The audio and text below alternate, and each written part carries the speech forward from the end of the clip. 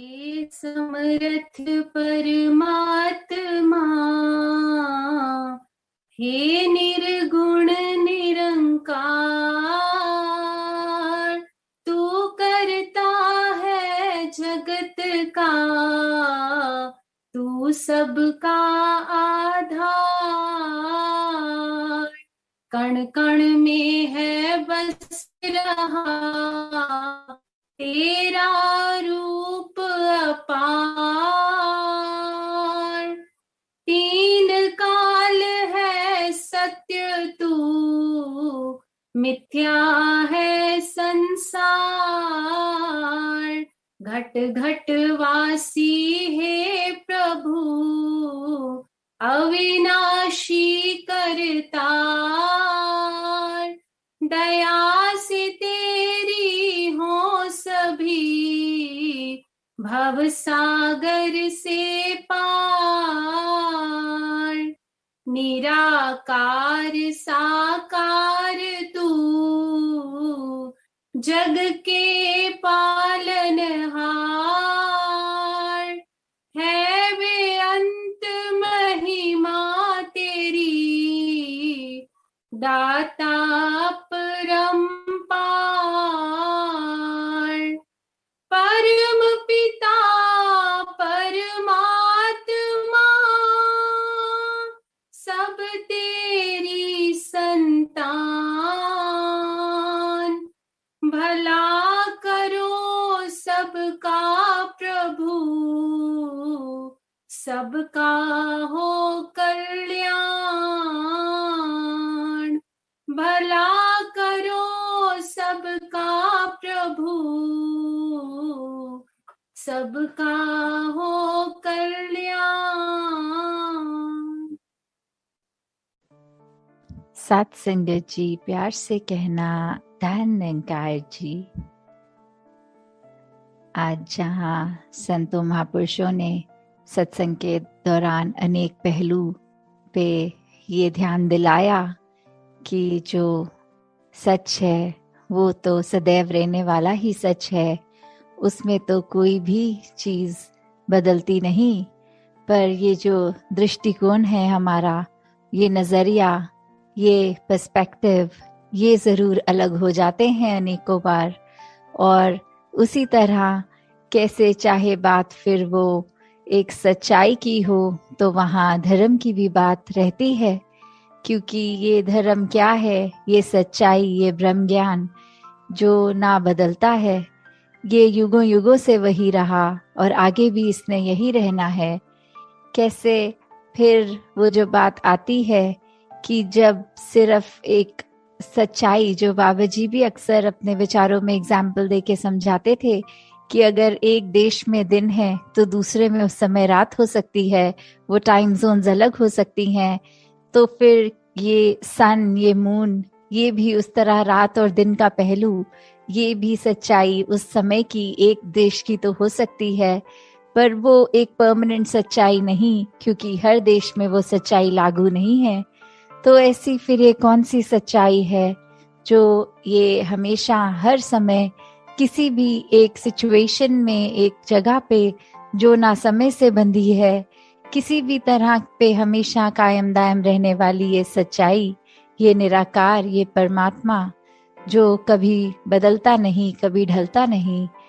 तो कैसे इस तरह जब हम एक सच्चाई की बात करते हैं तो वहाँ धर्म, और ये धर्म क्या है, जैसे हम सुनते भी हैं, गाते भी हैं एक सेवा के जब भाव में कि मानवता है धर्म हमारा, हम केवल इंसान हैं।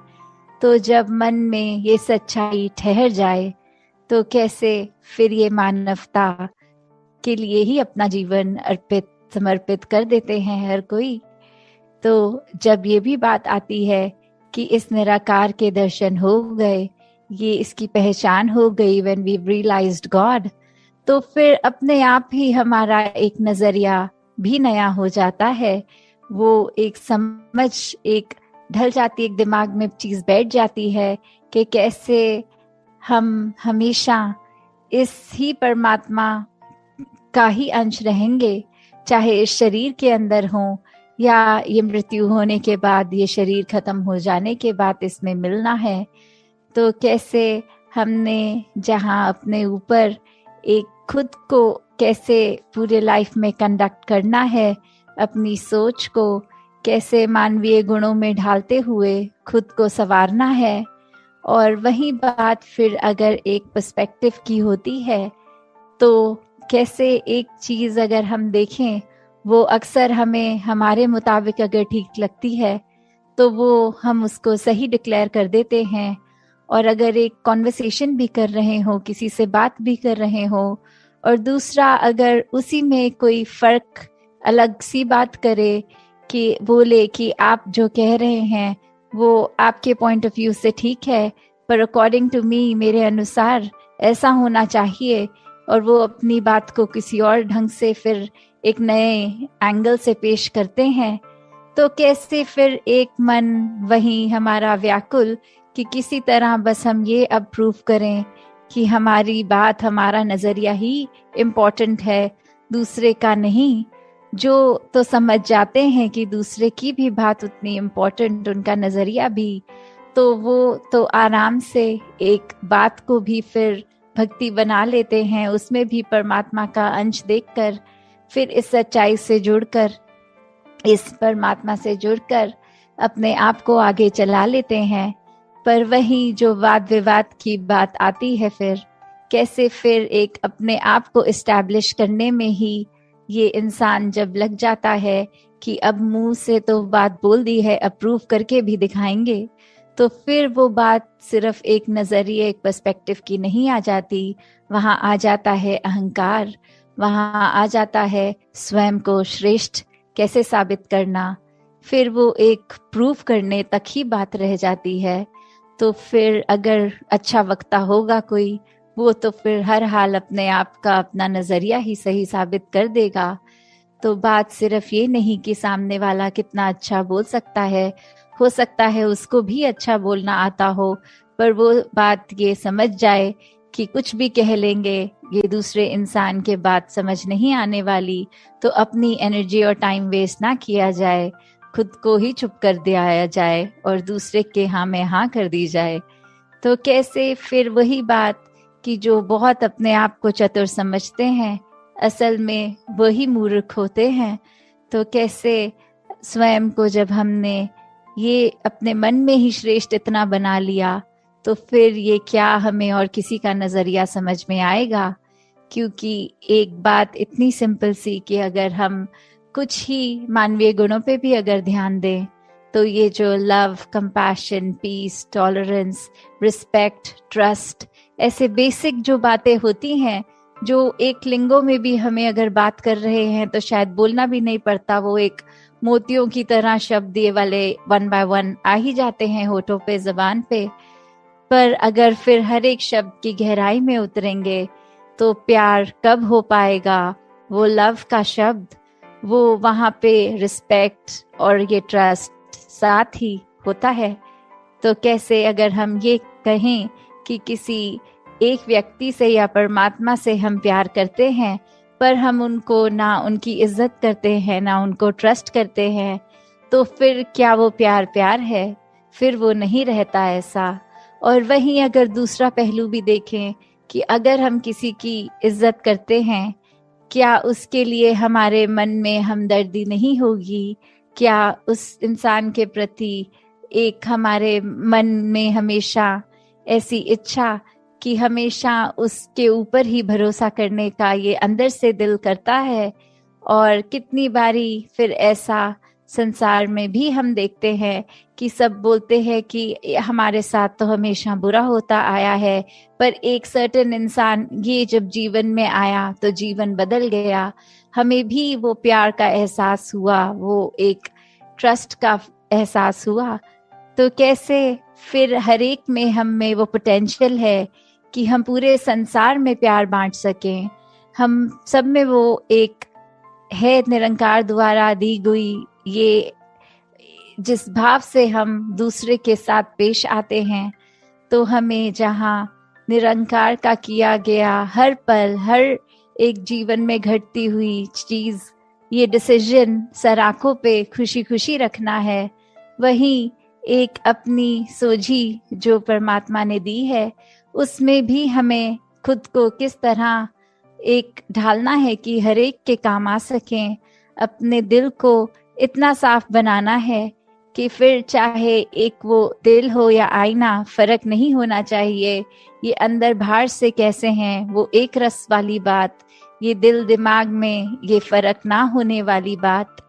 तो दासी अब घड़ी देख रही है और इससे ज्यादा कुछ और बोल नहीं पाएगी। इन्हीं शब्दों से आज्ञा लेके यही कामना कि हर कोई सेवा सिमरन सत्संग करता चला जाए और अपने आप को इस निराकार का ही बना ले पूरी तरह। चाहे वो शरीर तो सेवा कर सकता है, पर मेन बात कि वो मन भी सेवा करे। वो शरीर तो सत्संग अटेंड कर सकता है और कानों में अच्छी बातें डाल सकता है, पर वो मन सच्ची बातें स्वीकार करके उन पर चल सके। ये जो सिमरन भी है ये भी अपने आप में सिर्फ शब्द ना रह जाए, पर अपने आप को सच में इस निरंकार से जोड़ने का ही इसका प्रयोग किया जाए। दातार सभी पे कृपा करे। साथ संगत जी, ध्यान निरंकार जी।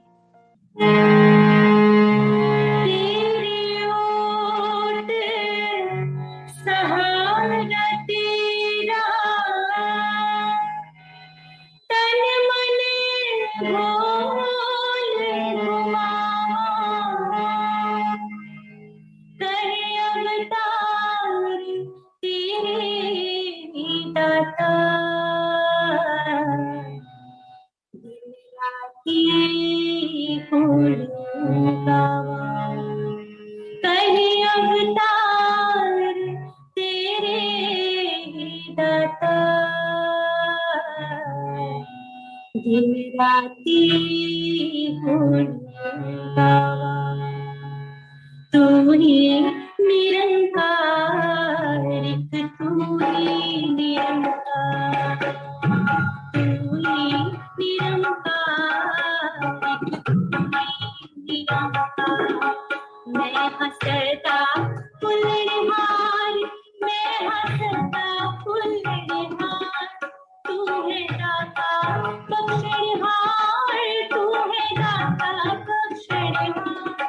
मेरी अब गुण नाची तार, मेरी अब गुण नाची तार, तू ही निरंकार, तू ही निरंकार, तू ही निरंकार, तू ही निरंकार। तेरा रूप है संसार, तेरा रूप है संसार, सबदा भला करो करतार, सबदा भला करो करतार। मेरे अंग नाची तार, मेरे अंग नाची तार, तू ही निरंकार, तू ही निरंकार, तू ही निरंकार, तू ही निरंकार। मेरा डोले ना इतबार, मेरा डोले ना इतबार, बख्शो शरदा भगति प्यार, बख्शो शरदा भगति प्यार। करा मैं संता दा सत्कार, करा मैं संता दा सत्कार, तू ही निरंकार, तू ही निरंकार, तू ही निरंकार, तू ही निरंकार। सद्गुरु माता सुदीक्षा सविंदर हरदेव जी महाराज की जय। निरंकारी राजमाता गुरबचन अवतार की जय। सत्संग जी प्यार से कहना, ध्यान निरंकार जी।